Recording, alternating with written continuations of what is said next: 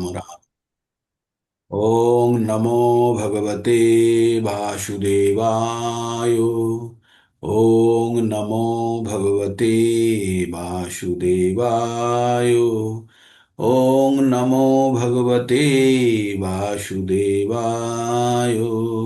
ओम अज्ञानतिमिरान्धस्य ज्ञानाञ्जनाशलाकया चक्षुरुन्मीलितं येन तस्मै শ্রী গুরুভ্যে নমঃ। হরে কৃষ্ণা। তো আমরা ভগবদ গীতা আবার শ্রবণ করছি, শুরু করেছি ভগবদ গীতা, ভগবানের মুখ নিঃসৃত বাণী।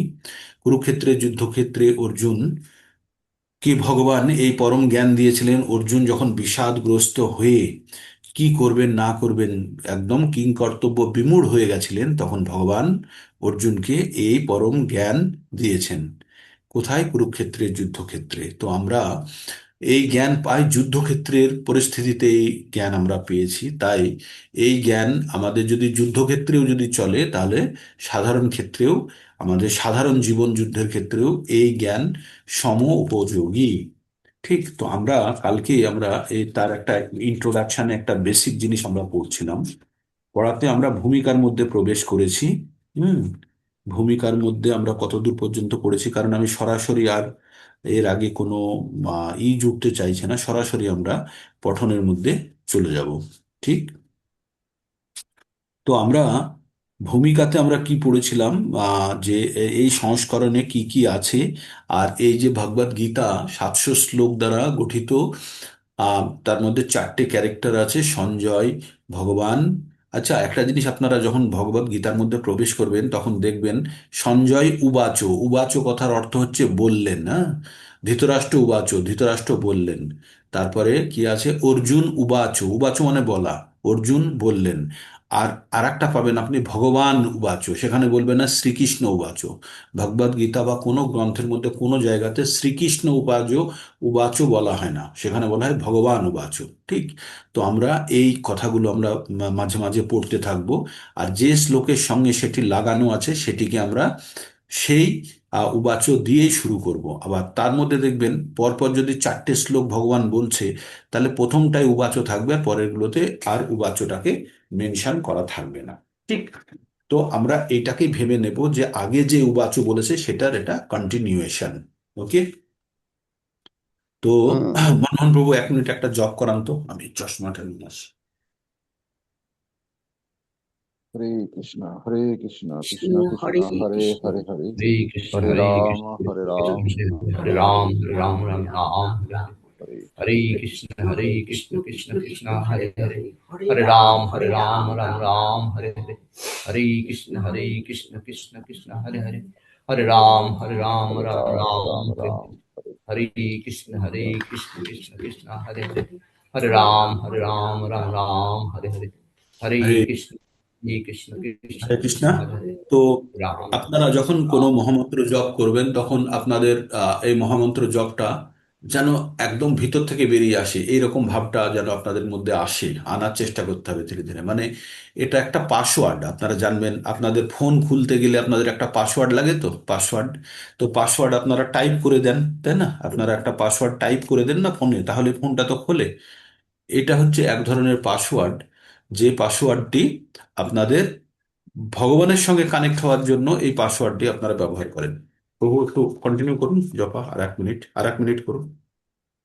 हरे कृष्ण कृष्ण कृष्ण हरे हरे हरे राम राम राम हरे हरे हरे कृष्ण कृष्ण कृष्ण हरे हरे हरे राम राम राम हरे हरे हरे कृष्ण कृष्ण कृष्ण हरे हरे हरे राम राम राम हरे हरे हरे कृष्ण कृष्ण कृष्ण हरे हरे हरे राम राम राम हरे हरे हरे कृष्ण कृष्ण कृष्ण हरे हरे हरे राम राम हरे हरे हरि बोल हरि बोल। हरे Krishna Krishna Krishna Hare Hare Hare Ram Ram Ram Hare Hare Hare Krishna, Krishna Krishna, Hare Hare, Hare Ram, Ram Ram, Hare Hare. Hare Krishna, Krishna Krishna, Hare Hare, Hare Ram, Ram Ram, Hare Hare.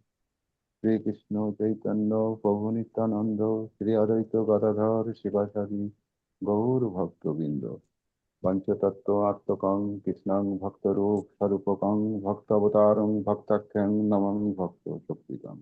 He Krishna Karuna Sindhu Dino Bandhu Jagatupate Gopesh Gopika Kanto Radha Kanto Namaste.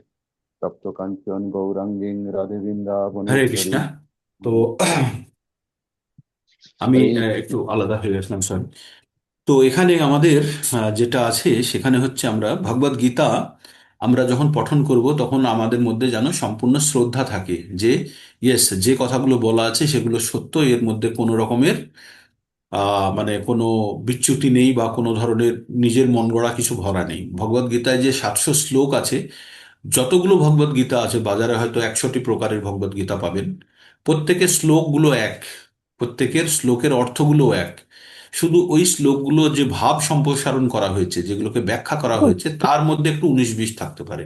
সেটা হচ্ছে writer কিভাবে সে ভাবটাকে ব্যাখ্যা করেছে। Otherwise শ্লোকাতে কোনো পরিবর্তন পাবেন না, তার অনুবাদে কোনো পরিবর্তন পাবেন না। প্রত্যেকটা জায়গাতে আমরা একই রকমের আহ শ্লোকা পাবো এবং একই রকমের মিনিংটা পাবো, কিন্তু তার ভাবের বিস্তারটা হয়তো কারোর যে যে রাইটার বা যে আচার্য যেভাবে ব্যাখ্যা করেছেন সেইভাবে পেতে থাকবে।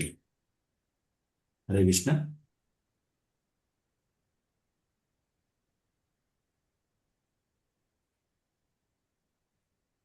হরে কৃষ্ণ।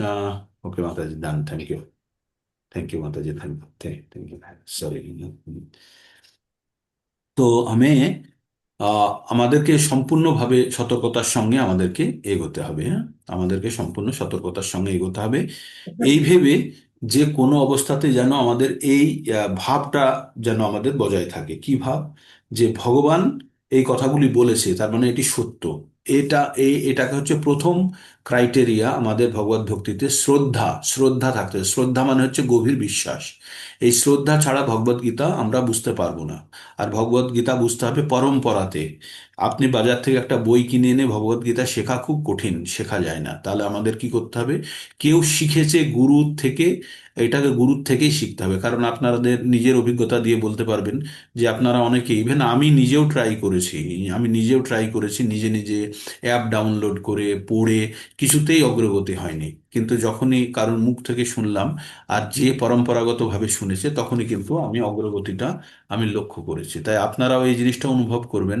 অনেকেই হয়তো ভগবদ গীতা পড়ার চেষ্টা করেছেন, কিন্তু ভগবদ গীতার যে অর্থ, ইন্টারনাল মিনিং, সেটা বোঝা একটু খুব কঠিন। হয়তো অনেকে খুব ভালো স্কলার হলে সে বুঝে যাবেন, সে সাইকেল কিভাবে চালাতে হয় হয়তো থিওরিটিক্যালি শিখে যাবেন, কিন্তু সেই উপলব্ধিটা যে না, ডান দিকেও পড়তে পারে বাঁ দিকেও পড়তে পারে, পড়লে হাতে লাগার সম্ভাবনা, কনুই ফেটে যেতে পারে, হাঁটু ছিঁড়ে যেতে পারে, এই যে অনুভূতিগুলো, এগুলো কিন্তু বইয়ে খুব কমপক্ষে কমই পাওয়া যাবে। সেখানে শুধু বলবে যে হ্যান্ডেল ধরে দূরের দিকে তাকিয়ে প্যাডেল ঘোরাতে থাকো, সাইকেল চলতে থাকবে, তাই না? এটাই আমরা শিখি। তো এক্স্যাক্টলি ভগবদ গীতা আমরা যখন পঠন করব তখন কোনো ট্রেন্ড, কোনো প্রশিক্ষিত ব্যক্তির দ্বারা আমরা শেখার চেষ্টা করব। তাহলে আমাকে যদি আপনি বলেন আপনি ট্রেন্ড কিনা, আমি সে ক্লেম নেই না। আমি একটু শিখেছি আমার গুরুদের থেকেও, এবং কিভাবে শিখতে হয় সেটাও আমি একটু শেখার চেষ্টা করেছিলাম মায়াপুর ইনস্টিটিউট থেকে, ঠিক আছে? তো সেই জন্য আপনারা এই বিষয়ে নিশ্চিন্ত থাকুন যে আমিও পরম্পরাতেই আসছি। আমি আপনাদের কাছে যেমনটা বইতে আছে তেমনটাই আপনাদের কাছে আমি পড়ে শোনাচ্ছি, বাস। আর কিছু বিশেষ কিছু এতে অ্যাডিশন ডিলিশন নেই। তো প্রত্যেকটা মুহূর্তে আমাদের গভীর বিশ্বাসের সঙ্গে এই গ্রন্থটি আমাদেরকে পড়তে হবে। বিশ্বাসটা কি? ঈশ্বর, পরম কৃষ্ণ হচ্ছে ঈশ্বর, ঈশ্বর পরমকৃষ্ণ সচ্চিদানন্দ বিগ্রহ। তো ভগবান হচ্ছে সব সচ্চিদানন্দ বিগ্রহ। সৎ চিত আনন্দ বলে একটা কথা আমরা পড়বো। সৎ মানে হচ্ছে ইটার্নাল, চিরস্থায়ী। চিত মানে হচ্ছে যে ফুল অফ নলেজ, যে জ্ঞানে পরিপূর্ণ। আর বিগ্রহ মানে হচ্ছে মূর্তি। তাহলে ভগবানের বিগ্রহটি সচ্চিত আনন্দ, তার মানে পুরো জ্ঞানময় আনন্দময় একটি মূর্তি। এটা মূর্তিকে কখনোই ভাববেন না যে এটা একটি পাথর। যখন কোনো মূর্তিতে বিগ্রহে যখন প্রাণ প্রতিষ্ঠা করা হয়, সম্পূর্ণভাবে তার মধ্যে ভগবানকে আপনি পেতে পারেন, শুধু আপনার দেখার জন্য চোখ থাকবে। আমাদের বাড়িতে গ্লোব থাকে না, গ্লোব, যেটা দিয়ে আমরা পৃথিবীর ম্যাপ ট্যাপ দেখি, তাই না? আগে ঘুরিয়ে ঘুরিয়ে দেখতাম। তো গ্লোব মানে কি? ওটা পৃথিবী। গ্লোবটা কি পৃথিবী? হ্যাঁ, পৃথিবীর রিপ্রেজেন্টেশন, পৃথিবীকে দেখানোর জন্য। ওর মধ্যে কি পৃথিবী আছে? হ্যাঁ, ডট মেরে আপনি যেতে পারেন, কিন্তু ওটা পৃথিবীর মধ্যেই আছে। তো ভগবান অনেক বিশাল, সমগ্র জগৎ সংসারেরও বাইরে অনেক অনেক অনেক বড়। তাহলে সেই ভগবান কি করে ক্ষুদ্র একটি পাথরের মধ্যে থাকতে পারে? ইয়েস, ওইভাবেই থাকতে পারে যেভাবে আমরা গ্লোবকে, সারা পৃথিবীকে দেখার জন্য গ্লোবকে ব্যবহার করতে পারি, সেইভাবেই ভগবানের মধ্যে সমগ্র বিশাল ভগবানকে আমরা ওই ছোট প্রতিমার মধ্যেও আমরা দেখতে পারি। ঠিক, এটা সম্পূর্ণ বিশ্বাস। বিশ্বাস শ্রদ্ধা না থাকলে ভগবান কখনো তার কাছে ধরা দেন না। ভগবান একটা জায়গায় বলছে, ভক্তা মাম অভিজানাতি, যে ভক্তই শুধু আমাকে জানতে পারবে, বাকিরা জানতে পারবে না। হ্যাঁ, যারা ভগবানকে ঈর্ষা করে বা ভগবানকে তুচ্ছ তাচ্ছিল্য করে, তারা কখনো ভগবানকে জানতে পারবে না। তাদেরকে ভগবান বলেছে মূঢ়া, মূঢ়ায়ং না অভিজানতি মামেব পরমব্যয়ম। ও তারা বুঝতে পারবে না যে আমি কি বিষয়টি জানতে পারবেন না। আপনারা যারা এখানে কানেক্টেড আছেন, এখন যদি আপনাদেরকে বলি, কোয়ান্টাম ফিজিক্সের কথা বলে যদি বলি যে পরমাণু, পরমাণুর মধ্যে ইলেকট্রন প্রোটন নিউট্রন ঘুরছে, আমরা প্রত্যেকটা বস্তুর মধ্যে, আমাদের মধ্যেও প্রত্যেকটা বিন্দুর মধ্যে ঘুরছে, আপনাদের কেমন মনে হবে না? কল্পনা প্রসূত, কি বলছে কিছু বোঝা যাচ্ছে না। কিন্তু বাস্তবিক এটা আছে, মাইক্রোস্কোপে দেখা গেছে। যতদিন দেখা যায়নি ততদিন যদি কেউ বলেছে, তখন বলেছে ভাট বকছে পাগলের মতো, কিন্তু যখন প্র্যাকটিক্যালি দেখা গেল, তখন দেখা গেল সত্যি। তাই ভগবদ গীতা হচ্ছে স্পিরিচুয়াল সায়েন্স। ভগবদ গীতা হচ্ছে স্পিরিচুয়াল সায়েন্স, মানে আধ্যাত্মিক বিজ্ঞান। বিজ্ঞান কাকে বলে?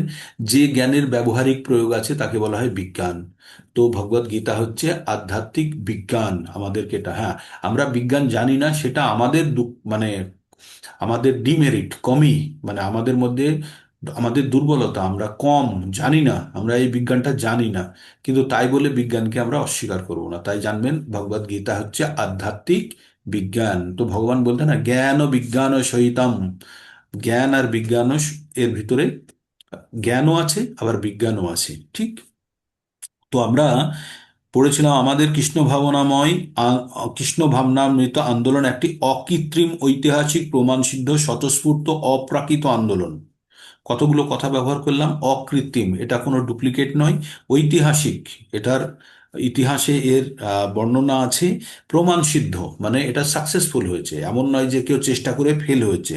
স্বতঃস্ফূর্ত, এই এই যে স্বতঃস্ফূর্ত জিনিসটা, এটা হৃদয়ের ভিতর থেকে আসবে। এটা কারো আপনাকে জোর করে, একটা ঘোড়াকে আপনি ধরে নিয়ে গিয়ে জলের কাছে দাঁড় করিয়ে দিতে পারেন, দিয়ে তাকে বলতে পারেন জল খা, জল খা। তার যদি ইচ্ছা না হয়, সে জল খাবে না, তাই না? কিন্তু ঘোড়াকে আপনি জল খাওয়াতে পারবেন না। তাই বলে, you can make horse near to the water but you can not make it to drink. ঘোড়াকে জলের কাছে নিয়ে যেতে পারবেন, কিন্তু তাকে জল খাওয়াতে পারবেন না। তো তেমনি এই ভগবদ গীতা স্বতঃস্ফূর্ত, এটি হৃদয়ের ভিতর থেকে আসবে। হ্যাঁ, এটা হৃদয়ের ভিতর থেকে আসবে। আমরা বলতাম না, spontaneous overflow of the mind is called poetry, আর spontaneous overflow of the heart is called bhakti. Hmm, আমাদের মনে স্বতঃস্ফূর্ত মানে প্রকাশ, স্বতঃস্ফূর্ত প্রকাশ, সেটা কবিতা রূপে প্রকাশ পায়। আর হৃদয়ের স্বতঃস্ফূর্ত রূপে যখন প্রকাশ পাবে, সেটা ভক্তি রূপে প্রকাশ পাবে। হৃদয় আর মন আলাদা। হ্যাঁ? তো আমরা আমরা এবার কোথায় পড়ছি? আমরা অপ্রাকৃত, এটা ন্যাচুরাল নয়, কারণ তা ভগবদ গীতার উপর প্রতিষ্ঠিত। এই আন্দোলনটি ধীরে ধীরে সমস্ত পৃথিবীর সবচেয়ে জনপ্রিয় আন্দোলনে পরিণত হচ্ছে, বিশেষ করে যুব সম্প্রদায়ের কাছে। প্রবীণদের কাছেও এটি ধীরে ধীরে চিত্তাকর্ষক, মানে ইন্টারেস্টিং হয়ে উঠছে। তারা এর প্রতি আকৃষ্ট হচ্ছেন। অনেক শিষ্যরা প্রভুপাদের অনেক শিষ্যরা তার বাবা এবং ঠাকুর দ্বারা প্রভুপাদের কাছে এই মহৎ গ্রন্থটির আন্তর্জাতিক ভাবনা অমৃত সংঘের আজীবন সদস্য হয়ে তাদের সহানুভূতি জানাচ্ছেন। লস অ্যাঞ্জেলেসে প্রভুপাদের অনেক শিষ্য পিতামাতারা সমস্ত পৃথিবী জুড়ে কৃষ্ণ ভাবনা মতো আন্দোলন প্রচার করেছি বলেই তারা আমাকে প্রভুপাদকে কৃতজ্ঞতা জানাতে এসেছেন। তাদের মধ্যে কেউ কেউ বলেন যে প্রভুপাদ আমেরিকায় কৃষ্ণ ভাবনা অমৃত আন্দোলন শুরু করেছেন, এবং তা আমেরিকানবাসীদের পক্ষে অত্যন্ত সৌভাগ্যজনক। মানে প্রভুপাদ যখন এই আন্দোলন ওখানে শুরু করেছিলেন, আপনারা যদি একটু ইতিহাস পিছনের দিকে দেখেন, প্রভুপাদ যখন এই কৃষ্ণ ভাবনা আন্দোলন নিয়ে গেছিলেন আমেরিকায়, একটি শিপে করে, জলদূত নামক একটি আহ শিপ, মানে 3 মাস লাগে যেতে আমেরিকায় যেতে, ওই শিপে করে উনি যাচ্ছিলেন। আর তার মধ্যে আবার দুবার হার্ট অ্যাটাকও হয়েছে। উনি শুধু একটু ইংরাজি জানতেন, কারণ স্কটিশ চার্চ কলেজে পড়েছেন। তখন ওই সুভাষ বসুর 1 ক্লাস নিচে পড়তেন উনি, হ্যাঁ, সুভাষ বসুর 1 ক্লাস নিচে পড়তেন। তো একই কলেজে পড়তেন ওরা। তো তখন কি হচ্ছিল, উনি যাচ্ছিলেন, উনি শুধু ইংরেজিটা জানতেন। আর উনি কি করেছিলেন, উনি এই গ্রন্থের ইংরাজি অনুবাদ করেছিলেন, কারণ তার গুরুদেব বলেছিল তুমি যাও গিয়ে ওয়েস্টার্ন কান্ট্রিতে, পাশ্চাত্য দেশে তুমি গিয়ে এটা প্রচার করো। তাই আমরা পড়ি না, প্রভুপাদের যখন মন্ত্র পড়ি আমরা কি বলি, নমঃ বিষ্ণু পাদায় কৃষ্ণ পৃষ্ঠায় ভূতলে। বিষ্ণু পাদায় মানে বিষ্ণুর চরণ ধরে আছে আর কৃষ্ণের প্রশংসা করছে। কৃষ্ণ পৃষ্ঠায় ভূতলে শ্রীমতে ভক্তি বেদান্ত স্বামী নীতি নামিনে নমস্তে সরস্বতী দেবে। সরস্বতী দেবে মানে হচ্ছে ওনার গুরুদেবের নাম ভক্তি সিদ্ধান্ত সরস্বতী ঠাকুর। তো সরস্বতী ঠাকুরকেও আমরা প্রণাম করছি। সরস্বতী বা ভক্তি সিদ্ধান্ত সরস্বতী ঠাকুর তার গুরুদেব, তার আদেশে নমস্তে সরস্বতী দেবে গৌরবাণী প্রচারিণে। এই যে আমরা চৈতন্য মহাপ্রভুর বাণী কি, হরে কৃষ্ণ মহামন্ত্র আন্দোলন, যেটা চৈতন্য মহাপ্রভু কি বলেছিলেন, পৃথিবীতে আছে যত নগর আদি গ্রাম সর্বত্র প্রচার হইবে মোর নাম। তো এই বাণী তিনি প্রচার করতে গেছিলেন কোথায়, গৌরবাণী প্রচারিণে, নমস্তে সরস্বতী দেবে গৌরবাণী প্রচারিণে নির্বিশেষে শূন্যবাদী। নির্বিশেষ যারা বলে যে মৃত্যুর পরে আর কিছু নেই তাদেরকে বলে নির্বিশেষবাদী। হ্যাঁ, অনেক আছে না, বিভিন্ন লোক বলে যে মৃত্যুর পরে আর কিছু নেই, শেষ, সব জিরো হয়ে যাবে, তাদেরকে বলা হয় নির্বিশেষ শূন্যবাদী। তারা বলে মৃত্যুর পরে সব শূন্য। আবার কেউ কেউ বলে ঋণং কিত্তা ঘিতং পিবত যাবৎ জীবৎ সুখম জীবত, মানে যতদিন বাঁচবো ঘি খেয়ে, ধার করে হলেও ঘি খেয়ে বাঁচবো, মরার পরে আর কে দেখেছে কি হয়। এটা হচ্ছে 4 বাকের থিওরি। হুম, যে মরার পরে আর কিছু হয় না, সবকিছু মিশে শেষ হয়ে যায়। কিন্তু বাস্তবিক না, আত্মার কখনো সেই রকম পরিবর্তন হয় না। আত্মা মানে অবিকৃত থাকে এবং বারবার আত্মা ফিরে আসে আর বিভিন্ন ধরনের শরীর ধারণ করে, সেগুলো আমরা পরে পড়ব। তো তিনি গেছিলেন পাশ্চাত্য দেশে, ওয়েস্টার্ন কান্ট্রিতে, যেখানে যারা ওয়েস্টার্ন কান্ট্রির লোকরা আমাদেরকে তো শাসন করেছে, মানে ব্রিটেন শাসন করেছে, আমেরিকানরা, ইংরেজ, তারা তো সমস্ত কিছু পড়াশোনায় ভালো এগিয়ে, তাদেরকে কি করে বোঝাবে। আর সেই দেশে কালচার চলছিল হিপি। হিপি মানে হচ্ছে যে মানে সব কিছু আছে তাদের। তারা কি করতো, নেশা করে থাকতো। আর তারা ভাবতো পৃথিবীতে আর কিছু নেই, নেশা করে আনন্দ করো। আর জঘন্য জঘন্য ধরনের কাপড় জামা পরতো। আর সেখানে তারা পুরুষ নারীরা তারা মিলিত হতে পারতো, মানে কোনো ধরনের ডিসিপ্লিন ছিল না। আর নেশাগ্রস্ত অবস্থায় থাকতো। তখন আমেরিকাও খুব, মানে এটা নিয়ে খুব কষ্টের মধ্যে ছিল। আর তখনই প্রভুপাদ ওই হিপিগুলোকে এই ভগবানের নাম শুনিয়েছেন, শুধু মন্ত্র, শুধু কীর্তন শুনিয়েছেন, আর কিছুই করেননি, কোনো জ্ঞান নয়, কীর্তন শুনিয়েছেন। আর ঘরে উনি ওই ভগবানকে দেওয়া প্রসাদ নিয়ে এসে ওদেরকে একটু একটু করে ডিস্ট্রিবিউট করতো। ওই করতে করতে ওরা ওই প্রভুপাদের সঙ্গে কীর্তন করতে শুরু করলেন। তারপরে তারা কি শুরু করলেন, তারা কীর্তন করতে করতে ভক্ত হতে শুরু করলেন এবং তারা পরম ভক্ত হয়ে গেলেন। এবং তারা বৈষ্ণবিজমটাকে অ্যাডপ্ট করে তারা পর্যন্ত প্রচারে নেমে গেলেন।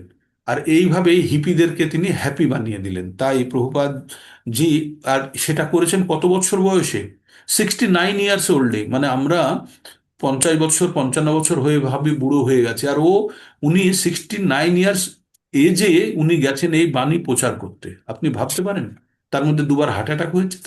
তো তার মানে ভগবান, ভগবান কিভাবে চায়েন, ভগবান কাকে দিয়ে কোন কাজটি করাবেন সেটিতে পূর্ণ বিশ্বাস রেখে তিনি গেছেন। তার একটাই কথা, আমি এখানে কিছুই করতে আসিনি, আমি যেটা করতে এসেছি ভগবান যদি করায় তাহলে আমি করতে পারবো, নাহলে আমি করতে পারবো না। আমার কোনো দায়িত্ব নেই, মানে সম্পূর্ণরূপে উনি ফলের আশা তো করেনই নি। আর তিনি ভেবেছেন ভগবান যদি যা করাবেন আমি তাই করব। এইভাবে তার ডিপেন্ডেন্সি দেখিয়েছিলেন। ঠিক আন্তর্জাতিক কৃষ্ণ ভাবনা সংঘের আজীবন সদস্য হয়ে আছে তারা। তারপরে তিনি বলছেন, প্রকৃতপক্ষে এই আন্দোলনের পিতা হচ্ছে শ্রীকৃষ্ণ নিজেই, কারণ তিনি বহুদিন পূর্বে এই আন্দোলনটি শুরু করেছিলেন। কিন্তু গুরু পরম্পরার ধারায় আজকের মানুষের সমাজে তা সুলভে নেমে এসেছে। মানে ভগবান প্রথমে কাকে বলেছিলেন, সূর্যের দেবতা বিবস্বানকে বলেছিলেন, এটা আমরা ভগবদ গীতার মধ্যেই পড়বো। তারপরে সে পরম্পরায় বিবস্বান তার পুত্র ইক্ষুকাকে, মনু, মনু তার পুত্র ইক্ষুকাকে বলেছিলেন। এইভাবে চলছিল পরম্পরা। আর এই জ্ঞান কাদের কাছে থাকতো, রাজ ঋষি বিদুহু, মানে যারা রাজা ঋষি এবং অত্যন্ত জ্ঞানী ব্যক্তিদের কাছে এই জ্ঞান সীমাবদ্ধ ছিল। এই জ্ঞান সকলের কাছে উপলব্ধ ছিল না, আমাদের মতো সাধারণ ব্যক্তিদের কাছে এই জ্ঞান উপলব্ধ ছিল না। কিন্তু বিভিন্ন আচার্য এবং প্রভুপাদের কৃপাতে এই জ্ঞান আমাদের কাছে সম্পূর্ণভাবে উপলব্ধ। মানে একটা বই আমরা 150 টাকা 200 টাকা দিলে বা 300 টাকা দিলে বই পেয়ে যাই। আর আগে ভগবদ গীতা পাওয়ার জন্য একটা ভগবদ গীতার কপি দেখে দেখে লিখে আনতে হতো। আপনি ভাবুন তো কি কষ্টের জায়গা ছিল। আর এইভাবেই ভগবদ গীতার কপি পাওয়া যেত। আর এখন আমাদের কাছে নিন নিন বলে হাতে ধরিয়ে দিলে নিতে চায় না, তাই না? তো এই কলিযুগের মানুষের অস্তিত্ব। তো ভগবান প্রভুপাদ আবার বলছেন, এই সূত্রে আমার কোনো কৃতিত্ব নেই। প্রভুপাদ নিজে কোনো ক্লেম নিচ্ছেন না। বলছেন, আপনি দেখবেন যারা পরম বৈষ্ণব বা পরম ভক্ত তারা কখনো নিজেরা এটার ক্লেম নেন না, সবসময় তিনি গুরুদেবকে সামনে রাখেন। তাই বলছে, এই সূত্রে যদি আমার কোনো কৃতিত্ব থাকে তবে সেটি আমার ব্যক্তিগত কৃতিত্ব নয়, তা হবে আমার পরম আরাধ্য ওং বিষ্ণুপাদ পরমহংস পরিব্রাজক অষ্টোত্তর শত শ্রী শ্রী শ্রী ভক্তি সিদ্ধান্ত সরস্বতী গোস্বামী প্রভুপাদের কৃতিত্ব। তিনি সমস্ত কৃতিত্ব তার গুরুদেবের উপরে চাপিয়ে দিলেন। তার মানে এটা হচ্ছে বৈষ্ণব পরম্পরা, নিজে কেউ কখনো কৃতিত্ব নেন না। যদি কোনো রকমের তার মধ্যে কৃতিত্ব খুঁজে পান তিনি, তিনি সেটাকে তার গুরুদেবের চরণে স্থাপন করেন। এটা হচ্ছে পরম্পরা। তার মানে আমরা যখনই কোনো কিছু কারোর থেকে শিখব, আমরা তার প্রকৃতপক্ষে তাকে অ্যাকনলেজ করব, কিন্তু সে কখনো সে অ্যাকনলেজমেন্টটা গ্রহণ করে না, সে তার গুরুদেবের চরণে দিয়ে দেয়। ঠিক আছে?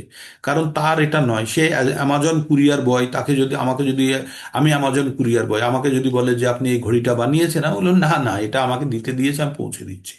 তো যারা ভগবদ গীতার প্রচার, তো প্রচারের অ্যাটিটিউড এটাই হবে, আহ, যে আমাদের মনের মধ্যে যেন না থাকে যে আমি অনেক জেনে গেছি আমি শেখাচ্ছি। না, নেভার। আমি কিচ্ছু জানি না, গুরু মহারাজের কৃপাতে আমার থ্রু দিয়ে কারোর কাছে পৌঁছচ্ছে, এটাই আমার কাছে সব থেকে বড় পাওয়া, কি গুরুদেবের আশীর্বাদ। বাস, এর বাইরে কিচ্ছু নেই। তো এইটাই আমাদেরকে ভাবতে হবে। আর আমরা কেউ জ্ঞানী নই, আমরা এই গ্রন্থ দেখেই পড়ি, পড়ে আমরা এটাকে বর্ণনা করার চেষ্টা করি। তো ভগবান শ্রীল প্রভুপাদ বলছে, এই বিষয়ে আমার যদি কোনো কৃতিত্ব থাকে সেটা শুধু এই যে ভগবদ গীতাকে আমি যথাযথভাবে নিবেদন করার চেষ্টা করেছি, এবং এই ভগবদ গীতা করা হয়েছে তা প্রায় কয়েকটি সংস্করণের গ্রন্থতে আমার ব্যক্তিগত উচ্চ অভিলাষ উচ্চ অভিলাষ। আচ্ছা, সব কয়টি সংস্করণের গ্রন্থকারদের ব্যক্তিগত উচ্চ অভিলাষ চরিতার্থ করার উদ্দেশ্যে প্রকাশ। প্রভুপাদ বলছেন যে যারা যারা এই ভগবদ গীতা লিখেছেন তাদের নিজস্ব ভাব চিন্তাধারা তার মধ্যে ব্যক্ত করার চেষ্টা করেছে তাদের উচ্চ অভিলাষের জন্য। কিন্তু প্রভুপাদ বলছে যে শ্রীকৃষ্ণর ইচ্ছাকে প্রতিষ্ঠিত করাই হচ্ছে প্রভুপাদের ইচ্ছা। তাই তিনি বলছেন, রাজনৈতিক দার্শনিক বা বৈজ্ঞানিকদের মতো জড়বাদী মনোধর্মীদের প্রচার করা আমার উদ্দেশ্য নয়। কারণ অন্যান্য বিষয়ে যাদের উদ্দেশ্য পাণ্ডিত্য থাকলেও শ্রীকৃষ্ণ সম্বন্ধে তাদের জ্ঞান অত্যন্ত স্বল্প। এই ভগবদ গীতা পড়ে যদি ভগবান সম্বন্ধে কেউ না জানতে পারে, ভগবানের গুরুত্ব যদি কেউ না বুঝতে পারে, তাহলে এই ভগবদ গীতা পড়ার কোনো মানে নেই।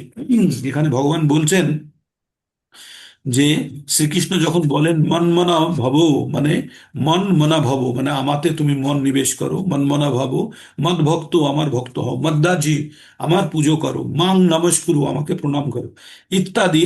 তখন তথাকথিত অন্যান্য পণ্ডিতদের মরে আমি বলি না যে শ্রীকৃষ্ণ তার অন্তরাত্মা ভিন্ন। শ্রীকৃষ্ণ পরম তত্ত্ব এবং তার নাম রূপ গুণ লীলা সবই অভিন্ন। গুরু পরম্পরা সূত্রে এই কৃষ্ণ ভক্ত না হতে পারলে শ্রীকৃষ্ণের এই পরম পদটি উপলব্ধি করা যায় না।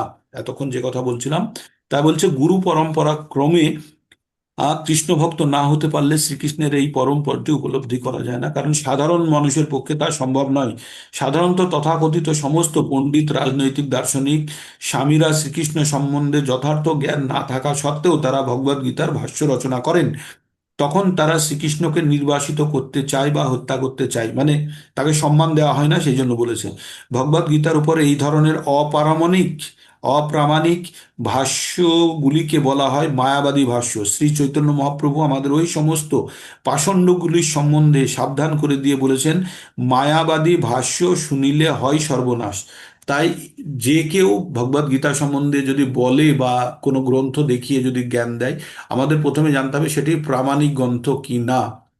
ঠিক তাই এখানে বলছে কেউ যদি মায়াবাদী দৃষ্টি নিয়ে ভগবদ গীতা বোঝাবার চেষ্টা করে তাহলে সর্বনাশ হবে। এই সর্বনাশের ফল এই যে ভগবদ গীতার ভ্রান্ত পাঠক অবশ্যই পারমার্থিক জীবনে পথভ্রষ্ট হয়ে পড়বে এবং ভগবত ধামে ভগবানের কাছে ফিরে যেতে অক্ষম হবে। আমরা ভগবদ গীতার ভিতরে যখন প্রবেশ করব, যারা নতুন আছেন তারা জানবেন যে ভগবদ গীতার উদ্দেশ্যটা কি। আস্তে আস্তে আমরা প্রবেশ করব। ভগবদ গীতার উদ্দেশ্য হচ্ছে মানুষের প্রকৃত পরিচয় জানিয়ে ভগবানের সঙ্গে সম্পর্ক স্থাপন করিয়ে তাকে কি করা উচিত সেটাও বলে দেবে। সেটা আমি সিক্রেট রাখলাম, কি করা উচিত সেটাও ভগবান বলবে। যে উদ্দেশ্য সাধন করার জন্য ব্রহ্মার একদিন আমাদের কত বৎসরের সমান? ব্রহ্মার 24 ঘন্টা। ব্রহ্মা সর্বোচ্চ আমাদের এই জড় জগৎ বা এই ব্রহ্মলোক পর্যন্ত 14টি জগৎ আছে, ঠিক? তার পৃথিবীর নিচে আছে 7টি আর পৃথিবীর উপরে আছে 6টি। সর্বোচ্চ উচ্চতে হচ্ছে ব্রহ্মলোক, আর সেখানে ব্রহ্মা থাকেন। আর ব্রহ্মার একদিন মানে 12 ঘন্টা মানে হচ্ছে আমাদের 432 কোটি বছরের সমান। বুঝতে পারলেন? ব্রহ্মার একদিন মানে হচ্ছে ব্রহ্মার 12 ঘন্টা মানে হচ্ছে 432, মানে 24 ঘন্টা মানে হচ্ছে 864 কোটি বৎসরের সমান। আমাদের 864 কোটি বৎসর মানে ব্রহ্মার একদিন। আর এই রকম ভাবে ব্রহ্মা 100 দিন 100 বছর বাঁচে, তাহলে ব্রহ্মার টোটাল জীবন হচ্ছে 31,10,400 কোটি বৎসর, ব্রহ্মার লাইফ। আর ব্রহ্মা যখন মৃত্যু হয় তখন আবার আর একজন নতুন ব্রহ্মা হয়। তার মানে ব্রহ্মা মানে ভাববেন না যে তার মৃত্যু হবে না। তাই বলছে এই ভুবন থেকে ব্রহ্মলোক পর্যন্ত যারা আছে প্রত্যেককে মৃত্যুবরণ করতে হবে। একটা পিঁপড়ে 15 দিন বাঁচে, একটা মশা 7 দিন বাঁচে, বা একটা কৃমি 3 দিন বাঁচে। ওই 3 দিন ওদের কাছে 100 বছরের মতো। তাহলে একদিন মানুষের জীবনের সঙ্গে কিভাবে সম্পর্কযুক্ত আপনারা বানাতে পারবেন, তাই না? তো তাই এখানে বলা হয়েছে সেই উদ্দেশ্যকে পরিপূর্ণ করতে বদ্ধ জীবেদের প্রদর্শন করার জন্যই ভগবদ গীতা যথাযথ প্রকাশিত হয়েছে। ভগবানের এই উদ্দেশ্যের কথা ভগবদ গীতায় বর্ণনা করা হয়েছে এবং আমাদের যথাযথভাবে শ্রবণ করতে হবে। তা না হলে ভগবদ গীতা ও তার বক্তা পরমেশ্বর ভগবান শ্রীকৃষ্ণকে জানাবার চেষ্টা করা বৃথা। ভগবদ গীতার বক্তা কে? পরমেশ্বর ভগবান।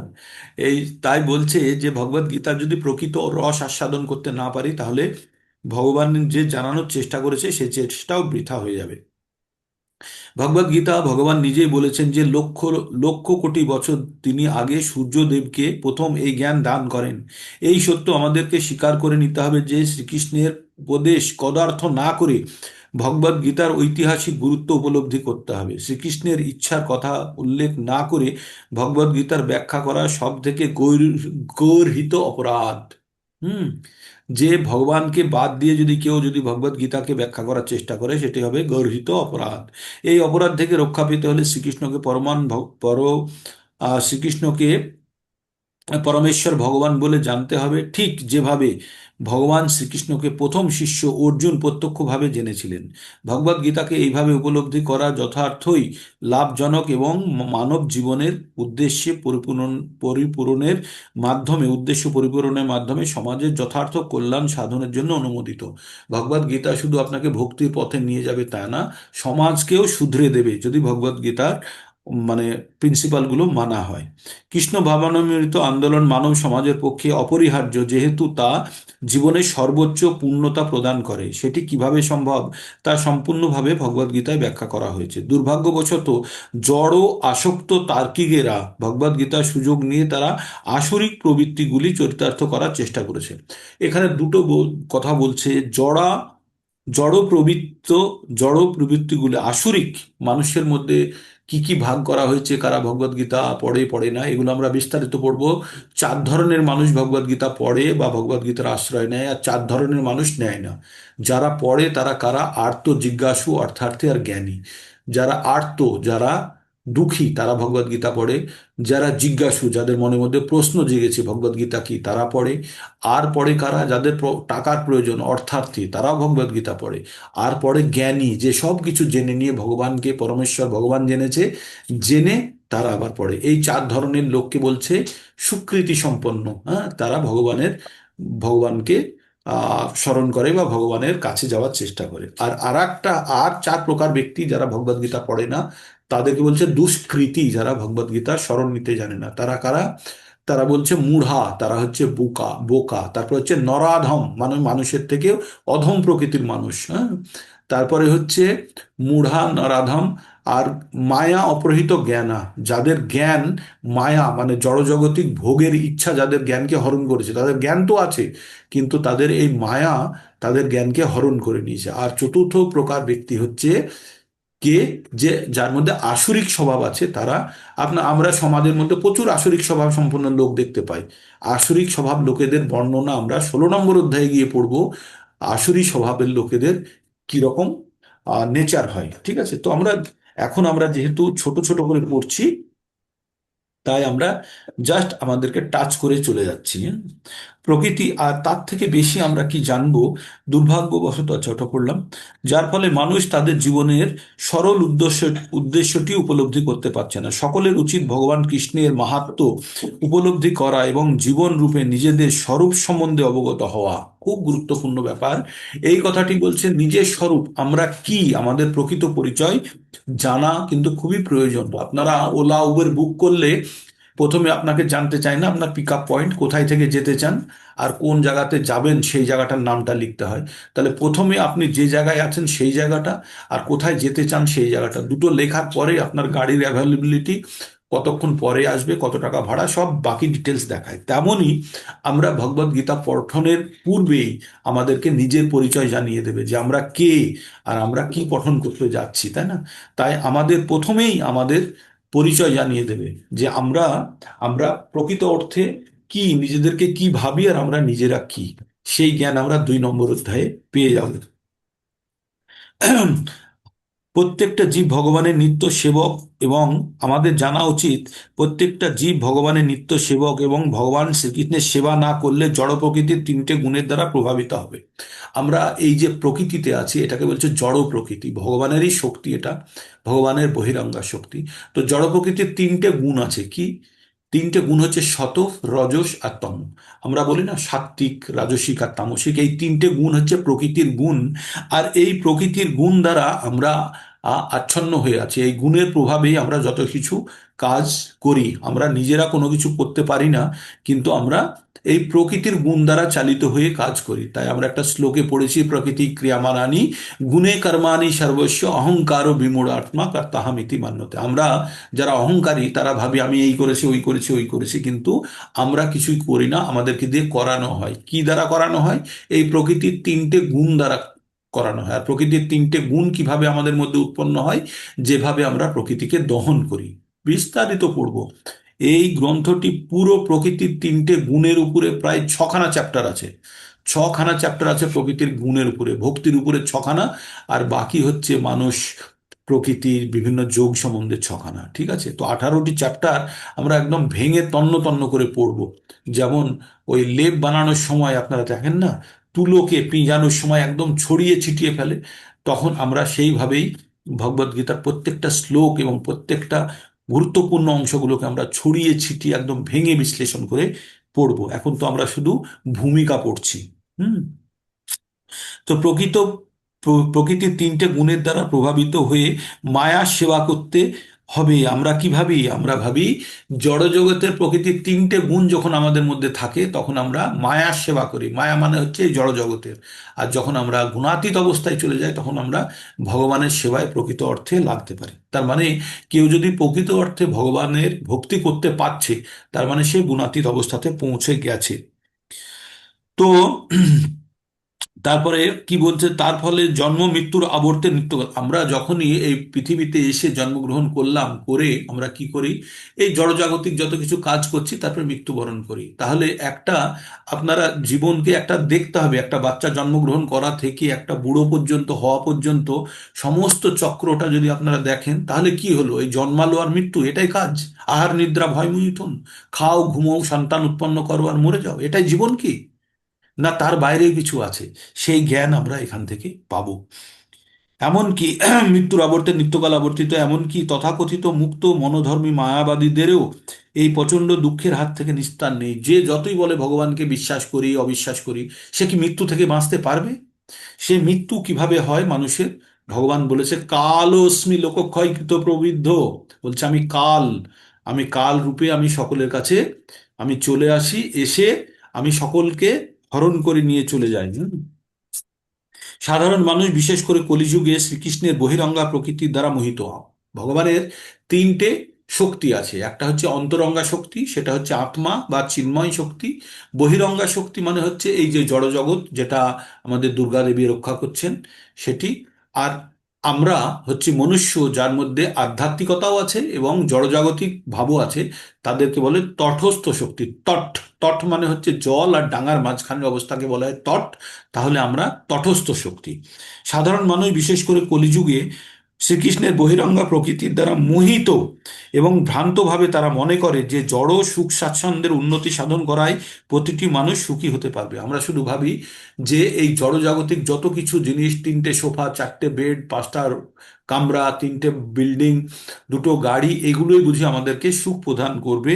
কিন্তু না, এইরকম সুখ পেতে পেতেও তাকেও একদিন মৃত্যুবরণ করে চলে যায়। আম্বানিরও একদিন মৃত্যু হয়েছে, হ্যাঁ, ধীরুভাই আম্বানিও মারা গেছেন। প্রত্যেকটা লোককেই মারা যেতে হবে। ভগবানের বহিরঙ্গার শক্তি অত্যন্ত প্রবল, যেহেতু প্রতিটি জীবই প্রকৃতির কঠিন নিয়মের বন্ধনে বন্ধনে আবদ্ধ। ভগবানের অবিচ্ছেদ্য অংশ হওয়ার ফলে জীব আনন্দময় ও তার স্বাভাবিক প্রবৃত্তি ভগবানের সেবা করা। মায়ার দ্বারা মোহিত হয়ে জীব বিভিন্নভাবে ইন্দ্রিয় তৃপ্তি সাধন করার মাধ্যমে সুখী হবার ভ্রান্ত চেষ্টা করে। আন্ডারলাইন করে রাখুন এই কথাটি। ইন্দ্রিয় তৃপ্তি সাধন করার মাধ্যমে আমরা সব সময় ভাবি আমাদের ইন্দ্রিয় তৃপ্ত হলেই আমাদের কাজ হয়ে গেল। আর এইভাবে আমরা মোহিত হয়ে যাই, হয়ে জীব বিভিন্নভাবে ইন্দ্রিয় তৃপ্তি সাধন করার মাধ্যমে সুখী হবার ভ্রান্ত চেষ্টা করে। কারণ আমরা জড়জাগতিক সুখ যখনই ভোগ করার চেষ্টা করি, সেই সুখ খুব ক্ষণিকের হয়, আর সেই সুখ দ্বারা আমরা বেশিক্ষণ সুখ উপলব্ধি করতে পারি না সেই সুখ থেকে, তাই তো? তাই সেই জন্য বলছে সুখী হওয়ার ভ্রান্ত চেষ্টা করে, কিন্তু সেভাবে কোনোদিনই সে সুখী হতে পারবে না। অন্তেন্দ্রিয় প্রীতি সাধনের পরিবর্তে কৃষ্ণের ইন্দ্রিয়ের আত্মেন্দ্রিয় মানে নিজের ইন্দ্রিয়ের সেবা করার পরিবর্তে ভগবানের ইন্দ্রিয়ের তৃপ্তি সাধন করাটাই হবে তার কর্তব্য। আমরা এটা পড়বো। হ্যাঁ, আত্ম ইন্দ্রিয় প্রীতিবাঞ্ছা তারে কয় কাম, আর কৃষ্ণ ইন্দ্রিয় প্রীতিবাঞ্ছা তারে ধরে প্রেম নাম। তাই তো? এই ধরনের একটা ছন্দিক আহ, পদ্য মতো আছে, যেখানে আমরা নিজের ইন্দ্রিয়ের তৃপ্তির জন্য যেগুলো করি সেগুলোকে বলা হয় কাম, আর ভগবানের ইন্দ্রিয়ের তৃপ্তির জন্য যদি কোনো কাজ করি তাকে বলা হয় প্রেম। তো এই প্রেম আমরা শিখবো এই ভগবদ গীতার মাধ্যমে, ঠিক? তাহলে জড়জগতে একটা ছেলে একটা মেয়েকে বলে না আমার প্রেম হয়েছে, অমুক তো কিচ্ছু না, প্রেম না, হচ্ছে প্রেম ফ্রেম কিছুই নয়। এগুলো হচ্ছে কাম, দৈহিক আকর্ষণ বা আর্থিক বা অর্থনীতি, কোনো একটা বিষয়ের প্রতি আকর্ষণ, যার জন্য এই কানেক্টিভিটি। কিছুদিন পরেই ও মোহ দূর হয়ে যাবে। ভগবান সেটি চান, তিনি দাবি করেন ভগবদ গীতার মূল ভাবটি উপলব্ধি করতে হবে আমাদের এই কৃষ্ণ ভাবনাময় আন্দোলন জুড়ে। আন্দোলন সমস্ত জগৎ জুড়ে এই মূল ভাবটি শিক্ষা দিচ্ছে। যেহেতু আমরা শ্রীমদ্ ভগবদ গীতা যথাযথ মূল ভাবটি কদর্য করছি না, তাই যে সমস্ত মানুষ ভগবদ গীতা অধ্যয়ন করে ঐকান্তিকভাবে উপকৃত হতে চান, ভগবানের প্রত্যক্ষ নির্দেশনায় ভগবদ গীতাকে যথাযথভাবে উপলব্ধি করার জন্য তাদের অবশ্যই কৃষ্ণা ভাবনামৃত আন্দোলনের সহায়তা গ্রহণ করতে হবে। তাই আমরা আশা করি যে উপস্থাপিত শ্রীমদ্ ভগবদ গীতা যথাযথ পাঠ করে মানুষ পরম লাভবান হবেন, এবং যদি একজন মানুষও ভগবানের শুদ্ধ ভক্তে পরিণত হয় তাহলে এই প্রচেষ্টাকে সার্থক বলে মনে করা হবে। কে বলছেন? এসি ভক্তি বেদান্ত স্বামী শিল প্রভুপাদ বলছেন, যদি একজনও এই গ্রন্থ পড়ে যদি ভগবত ভক্তি তার মধ্যে প্রেম জন্মায়, তাহলে এই বইটি তার রচনা করা সার্থক হবে। এরপরে আমরা পড়বো মুখবন্ধ, সেটা আমরা কালকে শ্লোক টোক শুরু হয়ে যাবে, ভগবানের প্রণাম মন্ত্র অমুক তমুক সব কাল থেকে শুরু হয়ে যাবে। তো এই পর্যন্ত আজকে থাকলো। যেহেতু আমরা যখন কোনো রাইটার কোনো গ্রন্থ লেখে, ভূমিকা এবং প্রস্তাবনা অবশ্যই পড়া উচিত, কারণ তার মনের ভাবটা কি, কি জন্য এই গ্রন্থটি লিখেছে একটি পাতার মধ্যে তিনি বুঝিয়ে দিলেন। কি বুঝিয়ে দিলেন? জড়জগতিক সুখ ভোগের মধ্যে নিজেকে হারিয়ে না ফেলে নিজের ইন্দ্রিয় সমূহকে ভগবানের প্রীতি বাঞ্ছার জন্য যখন আমরা আমরা ব্যবহার করব, তখনই হবে প্রকৃত সেবা। সেইগুলো আমরা ধীরে ধীরে গভীরভাবে আমরা এর ভিতরে প্রবেশ করব। তো শুরুর দিকে আপনাদের একটু থিওরিটিক্যাল শুনতে হবে। নারকেলের শাঁস এবং জল পেতে গেলে আপনাদের কঠিন বাইরের ছিবড়োগুলোকে, শেলগুলোকে ভেঙে তবে আমরা ভিতরে প্রবেশ করতে পারবো। তো আপনারা রস অবশ্যই পাবেন, শুধু সময়ের অপেক্ষা। তবে প্রথমে যে জিনিসগুলো জানা দরকার সেগুলো অবশ্যই আপনাদেরকে জানতে হবে। তো এই ছিল আজকে ভগবদ গীতার ছোট ক্লাস। আবার কালকে আমরা এই ক্লাসে উপস্থিত হব। আর দেখি কতক্ষণ ক্লাসটাকে বাড়ানো যায় কিনা। আমাদের ওই মঙ্গল আরতির অনুষ্ঠানটা একটু লম্বা হয়ে যায়, 5:20-25 পর্যন্ত চলে আসছে। আমি ওটাকে 5:10-এর মধ্যে শেষ করতে চাইছিলাম, 4:40 থেকে 5:10-এর মধ্যে। তাহলে আমরা এখানে প্রায় 55 মিনিট মতো সময় বার করতে পারবো। ঠিক আছে, কারো কিছু প্রশ্ন বলার কিছু যদি থাকে বলতে পারেন। আর ক্যামেরা অন করুন, একটা অ্যাটেন্ডেন্স হয়ে যাক। 28 জন হয়েছে। আমি চাই 40-45 জন তো হয়ে যাবে আপনাদের বলে বলে। হরে আপনারা রেকর্ডিং গুলো যারা জয়েন করতে পারছে না তাদেরকে শোনান, শুনে তাদের একটু ইন্টারেস্ট তৈরি হোক, তারপরে অবশ্যই তারা একদিন অবশ্যই জয়েন করবে। প্রভু আর বাড়ছে আমি আপনাদেরকে পুরো মানে মানে আমি গ্যারান্টি তো বলতে পারবো না, আমি পুরো কনফিডেন্সের সঙ্গে আমি বলছি, আত্মবিশ্বাসের সঙ্গে বলছি, এই 100টা সেশন আপনারা কমপ্লিট করার পরে আপনাদেরকে আপনারা ভিন্ন ব্যক্তি হিসাবে দেখবেন। You'll see your self a different person. আপনি আয়নাতে নিজেকে দেখে নিন। আর 120টা ক্লাসের মাধ্যমে আমরা এই ভগবদ গীতা বিস্তারিত আলোচনা করব। তারপরে আপনারা আপনাদেরকে ভিন্নভাবে দেখবেন। যারা আগে এই ক্লাসটি করেছে তাদের থেকেও আপনারা শুনতে পারেন, তাদের উপলব্ধির কথা তারা বারবার ব্যক্ত করেছে, আপনারাও সেটা বুঝতে পারেন। শুধু আপনাদের 1 ঘন্টা করে সময় চাই প্রতিদিন, আর ডেডিকেটেড সময়। এই সময়টা যেন সম্পূর্ণভাবে ভগবানের উদ্দেশ্যে ডেডিকেটেড থাকে। হয়তো আপনাদের 5টা থেকে 6টা খুব কষ্ট লাগে, আমি জানি, কিন্তু কোনো কিছু বিশেষ কিছু পেতে গেলে একটু কষ্ট করতে হয়। সহজে যেগুলো উপলব্ধ হয় সেগুলোর ভ্যালু কেউ দিতে জানে না। তাই আপনারা যে কষ্ট করছেন তার ফল অবশ্যই পাবেন। ঠিক আছে, আর কারো কিছু বলার থাকলে বলুন। ক্যামেরা অন করে নিয়েছেন যারা যারা পারবেন, অ্যাটেন্ডেন্স হয়ে যাক। হরে কৃষ্ণা কৃষ্ণ কৃষ্ণ হরে হরে, হরে রাম রাম রাম হরে হরে। আমি স্ন্যাপশটটা নিয়ে নিচ্ছি আর অপেক্ষা করছি। কারো কিছু বলা থাকলে বলে দিন, যদি কারো প্রভুজি কোনো একটা কিছু কথা বলার বলবো। থাকে। কোনো অভিজিৎ কে প্রশ্ন, আছে প্রভু? কোন জায়গাতে অভিজিৎ আমরা এখনো চন্দ্র ভগবদ গীতার ভিতরে প্রবেশই করতে পারলাম না, 2টো ক্লাস হয়ে গেল, এরকম ভাববেন না। প্রবেশ করার জন্য এগুলোর প্রস্তুতি পর্ব খুব দরকার। জলে নেমে স্নান করার আগে তেল টেল মেখে নিতে হয়।